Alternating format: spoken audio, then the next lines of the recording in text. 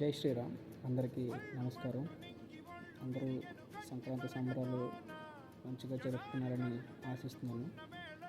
సంక్రాంతి అనగానే మనకు గుర్తుకొచ్చేది మన పుట్టినూరైన మన పల్లెటూరు.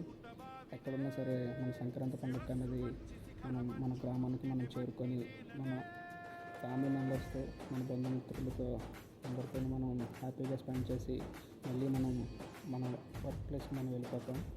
సో ప్రతి ఒక్క విలేజ్లోని సంక్రాంతి పండుగ అనగానే సమ్ కల్చరల్ యాక్టివిటీస్ అనేవి కండక్ట్ చేసి వాళ్ళని, విద్యార్థుల్ని, అలాగే ఆ యాక్టివిటీస్లో పాల్గొన్న వాళ్ళని మనం ప్రోత్సహించడం అనేది చాలా మంచి ఆలోచనగా పెట్టి ప్రతి సంవత్సరం ప్రతి విలేజ్లో అలాగే చేస్తారు.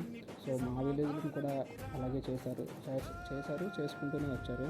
సో ఈసారి ఏదైనా కొత్తగా చేద్దామని చెప్పి సో మా ఊర్లో ఉన్న కొంతమంది గ్రామ పెద్దలు ఇనిషియేట్ తీసుకొని ఒక ప్రోగ్రామ్ అయితే కండక్ట్ చేయడం జరిగింది.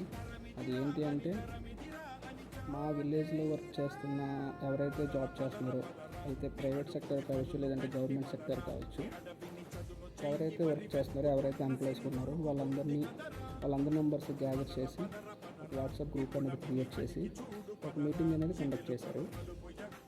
ఆ మీటింగ్ యొక్క మెయిన్ ఎజెండా ఏంటంటే, మన గ్రామంలో ఉన్న విద్యార్థులు ఎవరైతే చదువుకొని ఉద్యోగం కోసం ప్రయత్నిస్తున్నారో, ఎవరైతే చదువుకోవడానికి ఆర్థికంగా ఇబ్బంది పడుతున్నారో, ఎవరైతే చదువుకుని ఉద్యోగం సాధించడానికి ఇబ్బంది పడుతున్నారో, దీని గురించి డిస్కస్ చేయడానికి ఈ గ్రూప్ అనేది క్రియేట్ చేసి కనుమ పండుగ రోజు మా యొక్క రాజుపేట అనే గ్రామంలో, అనకాపల్లి జిల్లాలో ఉంది మా గ్రామం. ఆ గ్రామంలో ఈ మీటింగ్ అనేది రామాలయ మందిరంలో పెట్టడం జరిగింది. సో పెద్దలు, గౌరవనీయులు అందరూ ఈ యొక్క మీటింగ్ అనేది అటెండ్ అవ్వడం జరిగింది. సో వాళ్ళు తీసుకున్న డెసిషన్ ఏంటి అంటే, ఎవరైతే మనం విలేజ్లో చదువుకోవడానికి, ఒక ఫర్దర్ కోచింగ్కి వెళ్ళడానికి, లేదంటే ఏదైనా జాబ్లో జాయిన్ అవ్వడానికి ఎవరైతే ఇబ్బంది పడుతున్నారో వాళ్ళందరికీ మనం వెనకుండి మన ప్రోత్సాహం ఇద్దాం అనే ఒక ఆలోచనతో ఈ మీటింగ్ అనేది పెట్టడం జరిగింది. అందరూ వచ్చారు, అందరూ సక్సెస్ చేశారు. ఆ మీటింగ్ని చాలా బాగా సక్సెస్ చేశారు. సో ఈ ఐడియా అనేది నాకు చాలా బాగా అనిపించింది. ఎందుకు అంటే, మన గ్రామంలోనే యువతని మనమే ప్రోత్సహించుకోవాలి, మనమే ఎంకరేజ్ చేయాలి. అది ఏ విధంగానైనా కానీ, అయితే ఫైనాన్షియల్గా కానీ, లేదంటే ఒక సలహా ఇచ్చి వాళ్ళకి ఒక మార్గదర్శనంలో చూపించడం కానీ, ఏదైనా సరే చేయడం అనేది ఒక మంచి ఆలోచన ఉందని నాకు అనిపించింది. సో ఈ యొక్క ఆలోచనని పెద్దల వరకు తీసుకెళ్ళి దృష్టికి తీసుకొచ్చినందుకు really thank you so much. ఇంకొక విషయం ఏంటంటే, ఈరోజు మా విలేజ్లో స్టార్ట్ అయింది ఇలాంటి ప్రోగ్రామ్. రేపు మీ విలేజ్లో కూడా ఇలాగే స్టార్ట్ అవ్వాలి. సో మీ విలేజ్లో కూడా చాలామంది ఎంప్లాయీస్ ఉండి ఉంటారు.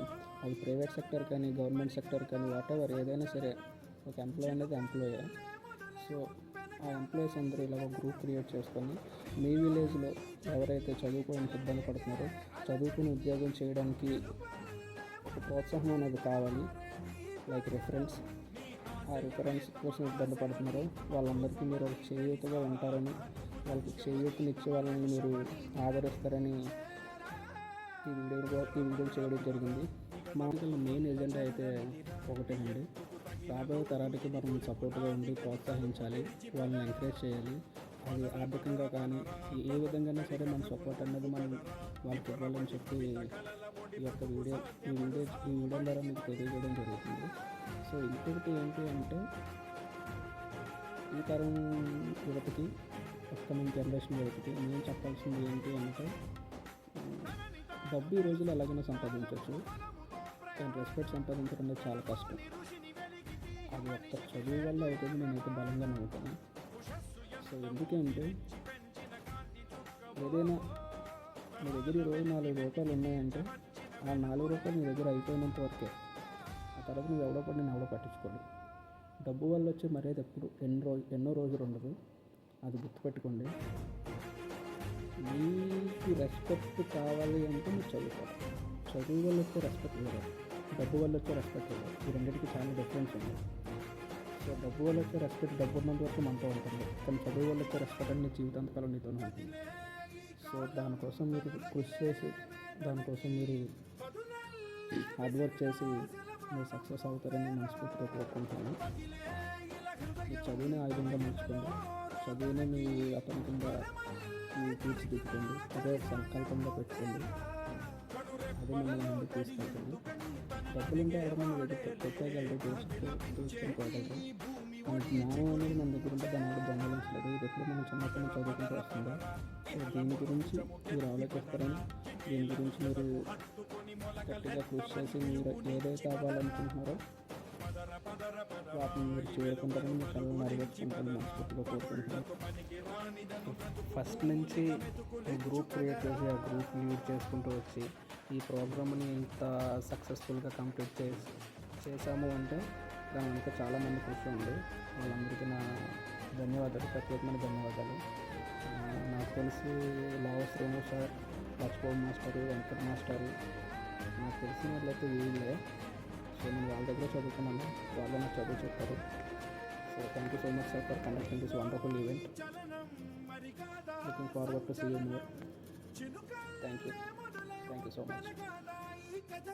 మీ సాహిత్యం సమ్మ ఫాదర్ రామరాజు రాజపరిపాలన అంత కంచెలు.